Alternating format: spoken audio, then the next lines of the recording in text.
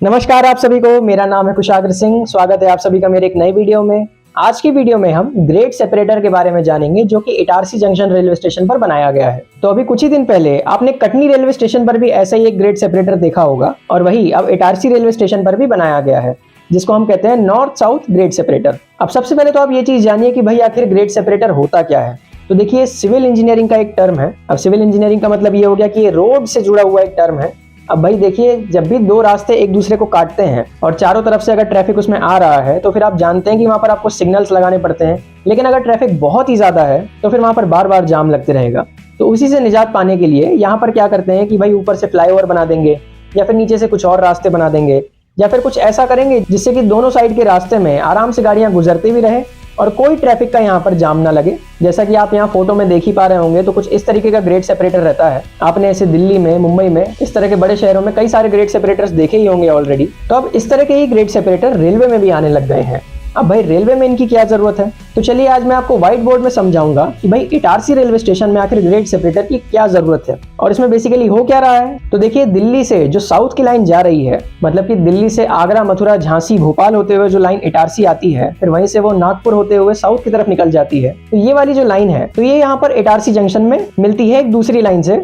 और वो दूसरी लाइन कहाँ जा रही है, तो भाई एक लाइन देखिए इटारसी से जबलपुर जाती है और एक भुसावल तरफ जाती है। अब जबलपुर वाली लाइन आप समझ गए कि वो भाई हमारा ईस्ट साइड के लिए पूरा का पूरा जा रहा है, और वही भुसावल वाला आप समझ गए होंगे कि भाई वो मुंबई ट्रैक गया है। तो यहाँ पर मतलब कि मुंबई से जो ईस्ट वाली लाइन है, जिसमें कि जो गाड़ियां गोरखपुर एक्सेट्रा जाती है भाई मुंबई से, तो वो गाड़ियां यहाँ से जाया करती हैं। और दूसरी यहाँ पर हमारी नॉर्थ साउथ वाली लाइन हो गई, तो ये यहाँ पर एक दूसरे को काटते हैं। अब इटारसी रेलवे स्टेशन अगर आप नहीं जानते हैं तो मैं आपको बता दूं कि भाई टॉप 10 बिजिएस्ट रेलवे स्टेशन में इनका नाम आता है, क्योंकि भाई यहाँ पर गाड़ियों का मूवमेंट बहुत ज्यादा है और बहुत मुश्किल से हो पाता है। अब बाकी आप व्हाइट बोर्ड में समझिए कि आखिर भाई यहाँ पर क्यों ग्रेड सेपरेटर बनाया गया है। अब आप यहाँ पर देख सकते हैं, ये मैंने इटारसी रेलवे स्टेशन का मैप बनाया है कि भाई इटारसी रेलवे स्टेशन में आखिर कैसे गाड़ियां आती है, कहाँ कहाँ उसकी लाइन गई है।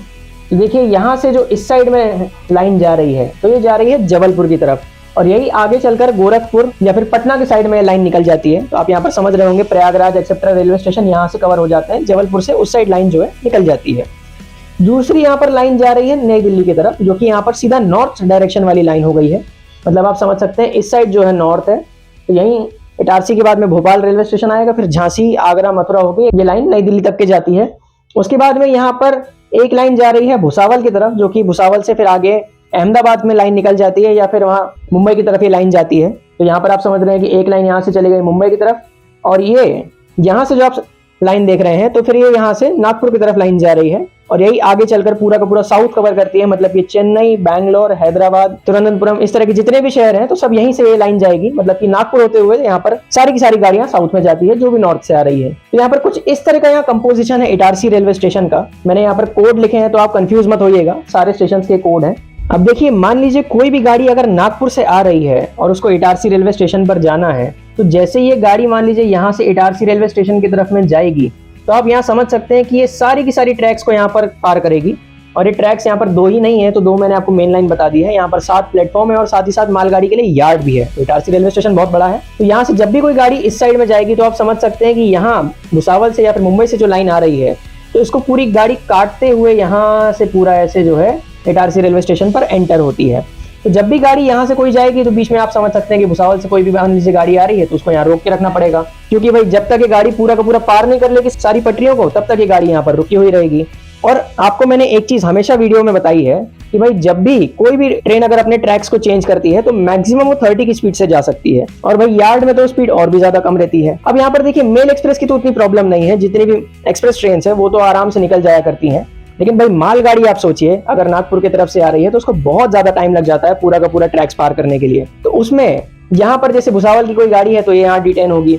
उसके बाद मान लीजिए अगर कोई यहाँ से गाड़ी आ रही है, तो फिर जो नागपुर से गाड़ी आएगी, तो उसको यहाँ पर रोक के रखना पड़ता है कि भाई पहले भुसावल से जब गाड़ी अंदर चले जाएगी, तब फिर नागपुर वाली गाड़ियों को अंदर लेंगे। और वैसे ही सेम चीज यहाँ पर दिल्ली की तरफ और जबलपुर की तरफ के लिए भी है। मतलब मान लीजिए अगर यहाँ से कोई गाड़ी आ रही है, तो यहाँ की गाड़ियों को रोक के रखना पड़ेगा, और अगर यहाँ से कोई गाड़ी आ रही है, तो फिर यहाँ की गाड़ियों को रोक के रखना पड़ेगा। तो ऐसे ही ये बहुत बड़ी मुसीबत बन जाती थी इटारसी रेलवे स्टेशन में। अब यहाँ पर अगर कम गाड़ियां होती तो कोई प्रॉब्लम नहीं थी, आराम से पूरा का पूरा काम चल जाता, लेकिन दिन भर में गाड़ियां बहुत ज्यादा है, जिस कारण से यहाँ पर डिटेंशन हो रहा था लगातार गाड़ियों का। डिटेंशन का मतलब ये है कि भाई गाड़ियां लेट हो रही थी। अब एक भी अगर मालगाड़ी यहाँ पर आ जाती है तो कम से कम आप मान लीजिए मेल एक्सप्रेस पीछे में खड़ी है इटारसी रेलवे स्टेशन जाने के लिए, तो 15 से 20 मिनट तक पिट जाया करती थी, क्योंकि जब तक मालगाड़ी पूरी की पूरी निकलेगी तब फिर इन्हें सिग्नल दिया जाएगा स्टेशन में एंटर होने का, उतने में 15 से 20 मिनट हो जाते थे। और वहीं मान लीजिए अगर ज्यादा मेल एक्सप्रेस का ट्रैफिक है तो उनको यहाँ पर लगातार प्रायोरिटी दी जाती थी, जिस कारण से मालगाड़ियां यहाँ पर खड़ी रह जाती थी, मालगाड़ियां आगे नहीं जा पाती थी। तो इसी चीज को यहाँ पर हटाने के लिए यहाँ पर ग्रेड सेपरेटर का कॉन्सेप्ट लाया गया। अब ग्रेड सेपरेटर कहां से कहां तक बनाया जाएगा, तो इस चीज को आप समझिए। अब यहाँ पर आप फिर से इस मैप को देखिए इटारसी जंक्शन है, यहाँ नागपुर की लाइन गई है, यहाँ भोपाल की लाइन गई है, मतलब कि ये लाइन हो गई टूवर्ड्स साउथ और ये वाली लाइन हो गई टूवर्ड्स नॉर्थ, और ये वाली लाइन यहाँ पर आप समझ गए जबलपुर जा रही है और ये भुसावल जा रही है। तो अब जो भुसावल और जबलपुर वाली लाइन है इसमें उतना ज्यादा कर्व नहीं है, जिस कारण से यहाँ की गाड़ियां जो है वो उतना ज्यादा उनको धीरे नहीं होना पड़ता, फटाफट वो गाड़ियां निकल जाती है। लेकिन नागपुर का जो कर्व है वो काफी ज्यादा बड़ा है, तो इस साइड से जो भी गाड़ियां आती हैं इनको काफी ज्यादा टाइम लग जाता है यहाँ पर। तो इसीलिए तो यहाँ पर अब नॉर्थ से साउथ ग्रेड सेपरेटर बनाया गया है। अब भाई नॉर्थ से साउथ का क्या मतलब है, तो देखिए यहाँ पर जो भुसावल वाली लाइन है और जो जबलपुर वाली लाइन है इनको नहीं छुआ गया है, इनके बीच कुछ नहीं है। यहाँ पर जो भी गाड़ी आएंगी सब इटारसी रेलवे स्टेशन से होकर जाएंगी, लेकिन जो भी गाड़ी साउथ से नॉर्थ की तरफ जाएगी या नॉर्थ से साउथ की तरफ जाएगी, मतलब कि नागपुर से भोपाल या भोपाल से नागपुर की तरफ जाएगी, तो वो गाड़ियां अब इटारसी को स्किप भी कर सकती है, मतलब कि रेलवे स्टेशन को स्किप कर सकती है। अब वो कैसे, तो यहाँ पर आप समझिए। तो देखिए इटारसी से जब नागपुर के साइड में जाते हैं तो पहला रेलवे स्टेशन पड़ता है जुझारपुर, जिसका कोड है JUH। इसका नाम क्या है, तो इसका नाम है जुझारपुर। और वहीं इटारसी से जब आप भोपाल की साइड में जाएंगे तो पहला रेलवे स्टेशन यहाँ पर पड़ता है पावरखेड़ा, जिसका कोड है PRKD। तो यहाँ पर आप समझ गए कि पहला स्टेशन भोपाल की साइड में पावरखेड़ा और नागपुर की साइड में पहला स्टेशन है इटारसी से जुझारपुर। तो अब यहाँ पर ऐसा डिजाइन किया गया है कि भाई जुझारपुर से एक यहाँ पर ग्रेड सेपरेटर बनाया गया है जो कि सीधा यहाँ पावरखेड़ा में जाकर जुड़ जाएगा। अब यहाँ पर आप देख सकते हैं कि जो भुसावल वाली लाइन है तो यहाँ पर ये लाइन उसको काटती है, लेकिन ये जो लाइन है तो इसको ब्रिज के ऊपर बनाया गया है, मतलब कि यहाँ पर ये जो आप देख रहे हैं इतना ये पोर्शन यहाँ ब्रिज के ऊपर रहेगा। तो जुझारपुर से जो लाइन जाएगी पावरखेड़ा तक, तो यहाँ ब्रिज के जरिए उसको ऊपर से ही निकाल दिया गया है। और पूरी ये जो लाइन है तो ऐसे नहीं है, ये पूरा का पूरा इटारसी शहर से बाहर में बनाया गया है, मतलब कि इटारसी के बाहर से इसको पूरा लाइन निकाल दिया है और जुझारपुर से पावरखेड़ा तक इसको कनेक्ट कर दिया गया है। ये लाइन तो हो गई अप डायरेक्शन वाली। अब आप ये मत समझिएगा कि डाउन लाइन भी भाई इसी के साथ साथ है। तो देखिए जो भी गाड़ियां भोपाल से नागपुर आएंगी और उनको अगर इटारसी रेलवे स्टेशन को स्किप करना है तो यहाँ पावरखेड़ा से देखिए इधर से अब अलग साइड से एक और लंबा ब्रिज बनाया गया है जो कि यहाँ जुझारपुर में आके जुड़ जाएगा। और यहाँ पर भी जो जबलपुर लाइन है तो यहाँ भी इसको ब्रिज से निकाल दिया गया है, मतलब यहाँ पर भी ये दोनों लाइन के ऊपर ब्रिज रहेगा। तो ये यहाँ पर ग्रेड सेपरेटर हो गया है, मतलब कि जुझारपुर से पावरखेड़ा यहाँ जो लाइन गई है इसको यहाँ ब्रिज के ऊपर से निकाल दिया गया है जो कि भुसावल लाइन थी, और वहीं जो वापसी में पावरखेड़ा से जो जुझारपुर लाइन आ रही है तो उसको भी यहाँ जबलपुर लाइन के ऊपर ब्रिज से निकाल दिया गया है। तो ये सिंगल लाइंस रहेगी ऐसा कुछ। इसमें जो अभी फिलहाल मैक्सिमम परमिसिबल स्पीड है वो 90 किलोमीटर पर आवर की है, मतलब कि आप समझ सकते हैं यहाँ गाड़ियों की जो स्पीड है वो यहाँ बढ़ गई है। भाई डायरेक्टली अगर इटारसी से गाड़ियां होके जाती थी तो आप जानते हैं धीरे धीरे जाती थी, 15 की स्पीड से 30 की स्पीड से, और बहुत बार उसे रोक दिया जाता था।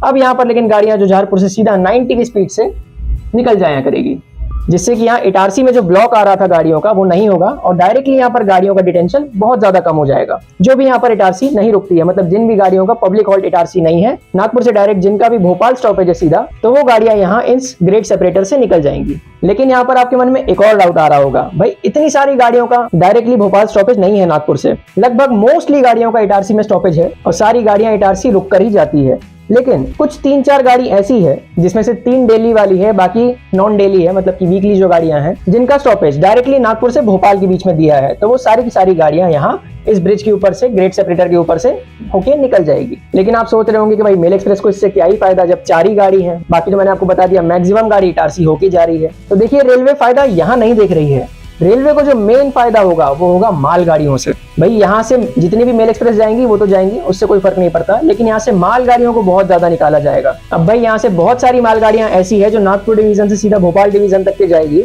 और इटारसी में उनका स्टाफ चेंजिंग भी नहीं रहेगा। सीधा वो यहाँ जुझारपुर से आएंगी, इस ग्रेड सेपरेटर के ऊपर चढ़ेगी और पावरखेड़ा चली जाएगी, और वैसे ही बहुत सारी मालगाड़ियां यहाँ पावरखेड़ा से जबलपुर लाइन को बाईपास करते हुए नागपुर की तरफ आ जाया करेगी, जुझारपुर में मिल जाएगी लाइन वो। तो ऐसा कुछ यहाँ पर मैप रखा गया है जिसमें कि आप समझ गए होंगे कि भाई ग्रेड सेपरेटर आखिर कैसे बनाया गया है, जिसमें कि भुसावल और जबलपुर लाइन को नहीं छेड़ा गया है, यहाँ की गाड़ियां डायरेक्टली सब इटारसी होके जाएंगी।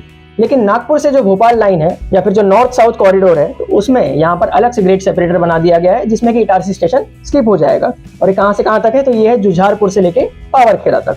तो यहाँ पर आप इस चीज के बारे में समझ गए होंगे अच्छे से। अब देखिए इन दोनों लाइनों को बनाने का खर्च कितना आया आप ये जान लीजिए। तो देखिए ये वाली जो लाइन है अप वाली, तो ये है टोटल 11.63 किलोमीटर की, और इसको बनाने की टोटल लागत कितनी आई है, तो इसको टोटल बनाने की लागत आई है 237 करोड़। तो यहाँ पर आप इसकी एस्टिमेटेड लागत समझ गए, 237 करोड़। और वही जो डाउन वाली लाइन है, तो ये थोड़ी ज्यादा बड़ी है, ये यहाँ पर 11.63 किलोमीटर की है, तो ये यहाँ पर सीधा 16 किलोमीटर की है, और इसकी जो लागत है तो वो है 443 करोड़। तो आप समझ गए इससे लगभग इसकी डबल लागत है, क्योंकि ये लाइन थोड़ी बड़ी भी है और इसमें थोड़ा ब्रिज भी बहुत ज्यादा है, मतलब इसका जो ब्रिज वाला पोर्शन है वो थोड़ा ज्यादा है, इसलिए इसकी लागत ज्यादा आई है। और इसका फिलहाल अभी करंट में 82% काम कंप्लीट हो गया है, और ये वाली जो लाइन है ये रनिंग है, मतलब कि इसको चालू कर दिया गया है। तो जो नागपुर से डायरेक्टली गाड़ियां भोपाल जा रही हैं वो इसके ऊपर से चढ़ के निकल जा रही हैं, और ये वाली जो लाइन है ये अभी मार्च में शुरू हो जाएगी, इसको भी अभी ज्यादा टाइम नहीं है चालू होने के लिए। तो आप समझ गए होंगे कि ग्रेड सेपरेटर का कॉन्सेप्ट क्या था, और लगभग ये अभी चालू हो ही जाएगा कुछ दिनों में, वापसी वाला भी जाने वाला तो चालू हो चुका है। तो ऐसा कुछ यहाँ पर ये सिस्टम है जो कि आप समझ गए होंगे अच्छे से कि भाई क्या है यहाँ इटारसी रेलवे स्टेशन को आखिर कैसे बाईपास किया है। अब ग्रेड सेपरेटर बनने के बाद में इटारसी जंक्शन से बहुत सारा ट्रैफिक अब स्किप हो जाया करेगा, मतलब कि यहाँ पर जो इतनी सारी गाड़ियां थी डेली की, तो अब वो यहाँ पर कम हो जाया करेंगी, क्योंकि नॉर्थ साउथ कॉरिडोर में बहुत सी मालगाड़ियां अब डायरेक्टली निकल जाया करेगी। और साथ ही साथ अब मालगाड़ियां बहुत ज्यादा चलेंगी और जल्दी उनका फास्ट मूवमेंट भी होगा, जिस कारण से रेलवे को यहाँ पर करोड़ों रुपए का मुनाफा लगातार होते रहेगा। तो आप ये मत सोचिए कि रेलवे ने यहाँ पर बहुत ज्यादा पैसा लगा दिया इनको बनाने में। भाई रेलवे ने कुछ किया है तो उसका फायदा भी है, कुछ ही दिनों में ये सारा का सारा पैसा निकल भी जाएगा और आगे चल के तो बहुत ही ज्यादा फायदा है फिर। तो आई होप यहाँ पर आपने ग्रेड सेपरेटर के बारे में अच्छे से समझ लिया होगा, जो कि इटारसी रेलवे स्टेशन पर बनाया गया है। आखिर इसकी क्या जरूरत थी, कितनी इसकी लागत है, ये सब कुछ भी आपको समझ में आ गया होगा। तो आई होप यहाँ पर आप समझ गए होंगे ग्रेड सेपरेटर के बारे में। तो अगर वीडियो पसंद आया होगा तो लाइक सब्सक्राइब शेयर जरूर से करें। मिलते हैं ऐसी किसी और वीडियो में ट्रेन की बहुत सारी जानकारियों के साथ। Thank you so much for watching this video. धन्यवाद।